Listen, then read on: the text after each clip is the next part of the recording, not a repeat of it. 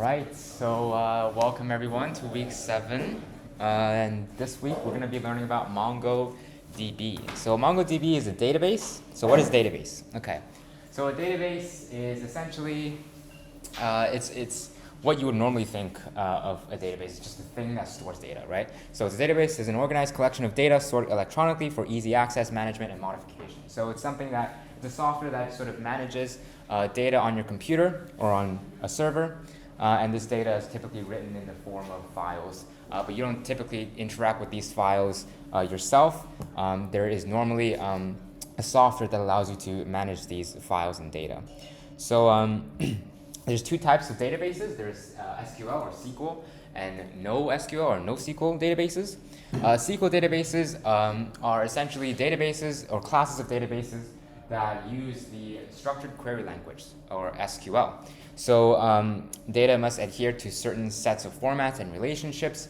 The relationships and the sort of structure of each individual data set is more strict.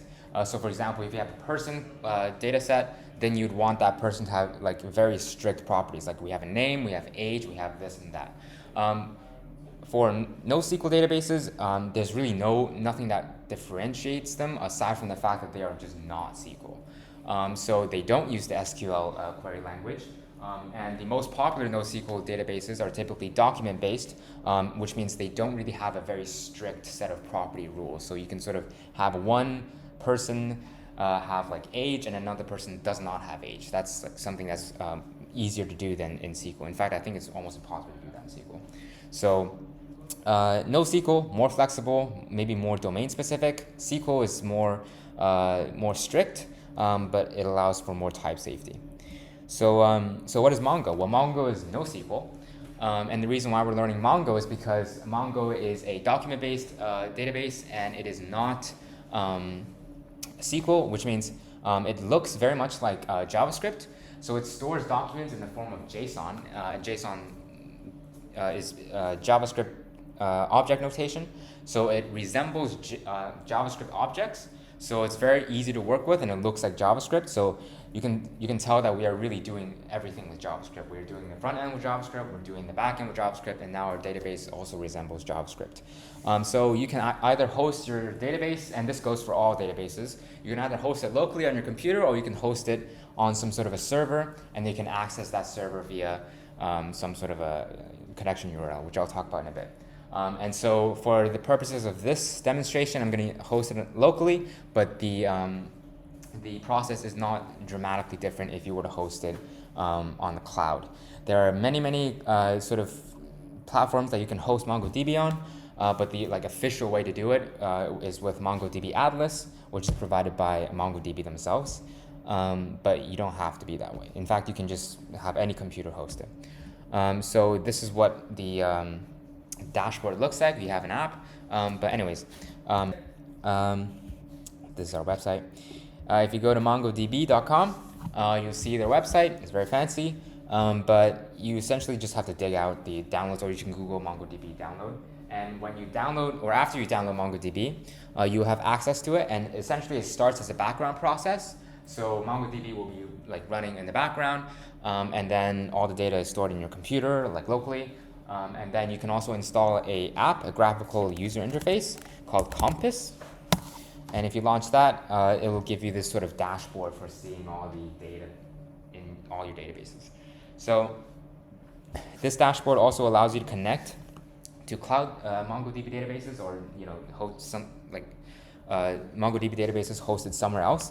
But we're not going to do that. You can see here that I'm using localhost, so my computer, at port 27017, which is the default port for MongoDB. And then now I have like a bunch of databases, and inside each database, most of these are like sort of default databases, but this is not. This is sort of for another project that I've done in the past. So we have a database, and inside each database there's like collections, and each collection has multiple documents. So a collection is just a collection of documents, and a document is a JSON blob. It resembles a JavaScript object. So we have properties and value, properties, value, right? So that's essentially what MongoDB is. But how can we actually use this, right? How can we actually use this in our application? So before I go over the actual usage of MongoDB in JavaScript, I'm just going to go over a little bit about the actual code base. So right now, we have our backend, and our front end is connected to the backend. So essentially, we have, I know it's a lot of code, but it's not too complicated. We're requiring Express. We are requiring sort of a library that allows you to validate the incoming data. We're requiring the file system, and then we're requiring cores. We're setting up a bunch of middleware, allowing cross-origin resource sharing so the front end can fetch it, yada, yada, yada. This is to parse the body. And then we're opening up the server. And then essentially whenever we get /content route, we will read the content.json file. And in the content.json file is JSON. And then we'll read that, and then we'll convert the JSON into a JavaScript object, and then we will return that object. Yes? What do you need all of This route? Mongo? Why do you need Mongo? Oh, yeah, I'll go over that in a bit, right? So right now, everything works because I'm storing the data in a file. But maybe I want the data to be persisted in a database rather than a file. So what we're going to be doing is we're basically going to be replacing the fact that we're storing it in a file to be storing it in a database. And there are lots and lots of reasons why you would do that. One of which is scalability. So if you have like gigantic data, you'd want to use like an actual database. And there's easier ways to query the database other than just write or reading these raw like files, right? But anyways, so we have good question though. We're reading the file, and then we're returning the JSON. And then in the post, we are receiving a post request, and we have a bunch of properties in the post request body, and we're validating that they're not empty and they're like strings or arrays, and then we're writing to the file, so updating the file. So a post request updates the content, and then a post request to contacts essentially is the form that is right here. So if you fill out this form and you submit, it will make a post request to /contacts, and then it will add one extra contact. So for example, if I open up this, or if I start this server, and so now it's listening, and then I go here, and I refresh, so it fetches the data, and then in here, let's say, I don't know, some random stuff, I submit, and I go back to the file. You can see here that the server received the request, parses the body, and then wrote one extra object in the file. So we have first name, last name, subject, and ID, so just sort of increments. That all works, but I want to replace all these file writing and reading to like an actual database. So that's essentially what we're going to do. So I'm going to undo this. All right, so the first thing that we need to use a database, and this again goes for any database, SQL as well, is a ODM or an ORM. The stands for document, and the R stands for relation. So if you're using a NoSQL document-based database, it's an ODM. If you're using SQL, you're using ORM. But they're essentially the same thing. They map data to objects in code. So that's essentially what it is. So we have like a bunch of data in the database, but we want to actually use that data as if they're objects inside code, and then manipulate that object with code, and then store it back in the database. So the most popular ODM that is used for Mongo is called Mongoose, and it's essentially it's an ODM that allows you to, it's for JavaScript, so it allows you to interact with the MongoDB database with JavaScript as if they're JavaScript objects. If you go in their docs, you can see here that Mongoose is something you have to install. So I'm going to go to the server, and I'm going to install it. So npm I mongoose, I just stands for install. And then that installs Mongoose. And then we can see here in the docs, you have to require it, connect to the database with the URL, and then we can actually start using it with models. And I'll explain this in a bit, but let's just try doing this. So it's finished installing. I go back to the code, and I'm going to require it. So do const mongoose equals require mongoose. And now we have the mongoose object. So the first thing that we should do is connect to the database. So I'm going to do mongoose.connect. And if you look in the docs here, it just connects with the database URL. And where can I find this URL? Well, I'm going to go to the dashboard, and then I'm going to go to this computer, my computer, and here we have copy connection string.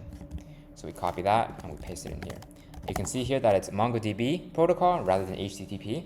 And we have localhost, which is my computer, at port 27017, and then slash something. So slash something should be the database. So I have a bunch of databases, and let's say I want to create a new database for CMS, which stands for Content Management System. So I don't have the database yet, but I'm just going to connect to it, and hopefully it's going to create it. If it doesn't create it, I'll create it. So yeah, if I want to connect to the scavenger hunt one, I just use scavenger-hunt, right? But I want to connect to the CMS one. So now that it's connected, I can actually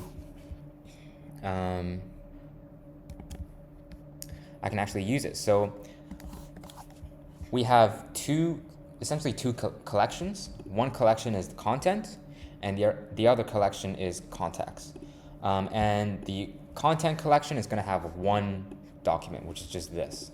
And the contacts collection is going to have multiple documents depending on how many people submit that form, right? So to connect to a collection, we first need a model. And a model is essentially the thing in a JavaScript that represents the actual collection, that you can actually interact with the collection. So before we create a model, we need a schema. And a schema is essentially the definitions of all the properties and their types. So I'm going to define all the properties of content and their types. To do that, I'm going to do a const content schema equals to mongoose.schema. And then I'm going to pass in the object that specifies the properties and the types. So we have here, I'm going to split screen here. We have we have about me, which is of type string. We have languages, which is of type array of strings. So that's how you specify an array. And then technologies, I'm just going to copy this. Technologies. And then we have developer tools.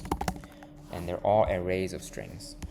So now that we've specified the properties and their types, so that's essentially the schema, we're going to use that schema to create a model, which will represent the collection. So I'm going to do const content. I'm going to capitalize this because it's a model, equals to mongoose.model. And I'm going to pass in, the first parameter is the name of the collection.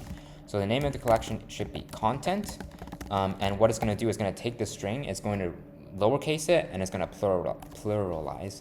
So it's going to be contents with a lower c as the collection name. And then I'm going to pass in the schema as the second parameter. So content schema. And then I'm going to do the exact same thing with the info. So I'm going to copy this. I'm going to paste it here. And then instead of content schema, it will be contacts schema. And then if I look in the contacts, we have an ID, but every single document in MongoDB already has an ID, so I'm going to ignore this. So we're going to have a first name, last name, and subject, which they're all strings. So I'm going to define that schema. And here I'm going to do first name. And here I'm going to do last name, and then subject. And they're not arrays. And I do that. Right. So that's the schema. And then I'm going to create the model of contacts. This will be contact, and then contact schema. Okay, so now we have two models, the contacts model and the content model. This should be contact. Okay, so now we have these models, we can actually interact with the collection.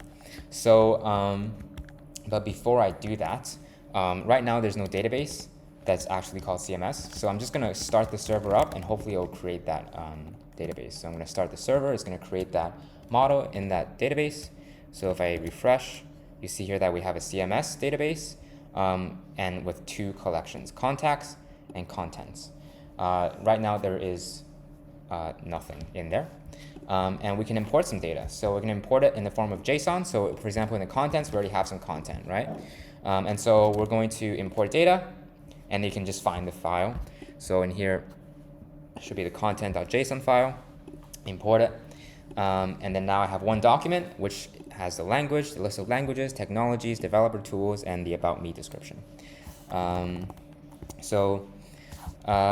so now that we have that, it should work. So right now we're still reading the file. So how can we make it like actually interact with the database? So the easiest one is to get the content, right? So I'm going to delete all this read file stuff, and from here I'm going to try to read the database. Now reading from the database is a asynchronous task because it requires communication via the network. So we have an asynchronous middleware here, an asynchronous function here. And so I can actually do await. So I'm going to await for the document. So I'm going to store in a variable called content, and I'm going to do await, and I'm going to use the model. So content dot, and it should be find one. Now I know that because of the documentation. If you read the documentation, quick start guide, if you look at models, you can see all the sort of things you can do with it. One of them is querying, which is getting, and then you can pass in a bunch of like queries, so like where this property equals to that or that property equals to this. But for now we just want to find like one document, and it doesn't really matter what it is because it's the only document there. So find one, I wait for that. Now I have the content. So all I'm going to do is going to console.log content and see if this just works. And res.send logged content, and then I'm going to restart the server, and then I'm going to see what happens. So I'm going to go to the browser. It's a GET request. I'm going to localhost 3000/content, and it says logged content. I look at the server, and the content's logged. Okay, so now that I have the object, I can actually respond with it. So instead of logging it, I'm going to do res.json. I'm going to send back the JSON, and it's going to be the content. Save that, restart the server, refresh, and now whenever I make a GET request to this route, I fetch from the database and I get this JSON file. So now that I have that, I shouldn't really have to change anything on the front end because the front end fetches it from the exact same route. So if I refresh, everything works. So now that we have that, let's see what happens when we want to update the content, right? So in here, it sort of updates the content by writing to the file, but we're not going to do that. By the way, all this garbage is just validating that the request body is actually following all the types that we want. So it's not empty and it's a string or an array. So after we validate that the content is legit, I'm going to, instead of write to the file, this is also not needed. Instead of writing to the file, I'm going to write to the database. So I'm going to, again, use the contents model. So I'm going to do await content dot, and then I think I forgot this. Updating, yeah, update one, okay. Update one, and there should be no filter because there's only one document. So this means no filter, and the second parameter is the actual object that we want to update it with. So it just replaces it. So I'm going to do rec.body, request.body, which is the request data, and then I await that, and then I guess I'm just going to send back content updated. Let's see if it works. So restart the server, and then I'm gonna make a post request with Postman. Okay, so I already have localhost / content post request, and if you look at the body, it's exactly the same thing except the technologies has React only, whereas now it's other stuff as well. So we post, it says content updated. If we refresh, there is only React, because now the database, if I refresh the database, the technologies has only React. So that's how we update. And so essentially whenever you want to read, update, whatever, you use the model, right? So we have contacts. So when you actually submit the form, it will actually submit the contact. So I'm going to do the exact same thing. I'm going to change this into a contact.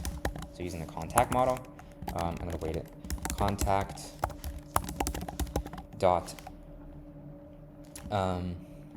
Okay, so instead of finding one or reading one or updating, I'm going to actually push a new one.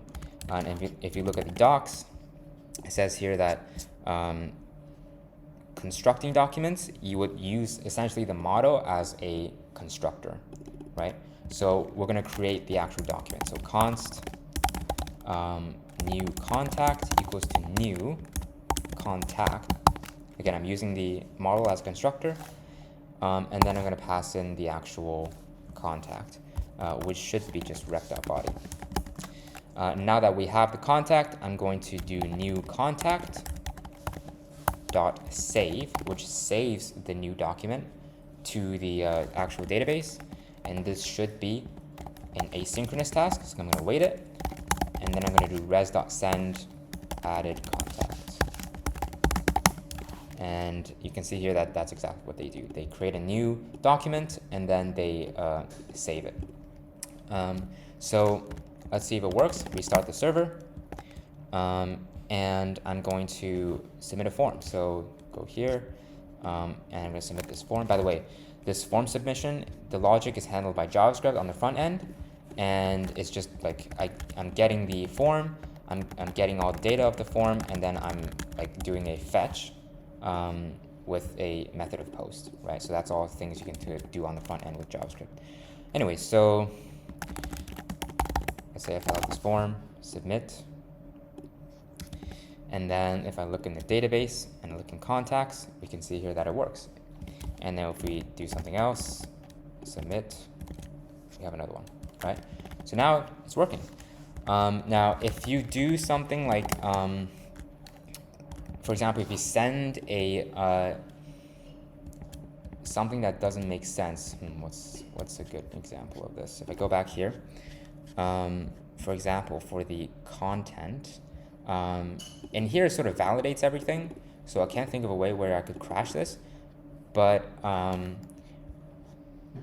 if I'm, for example, without these validations, or if the requester does something weird, it just crashes the server.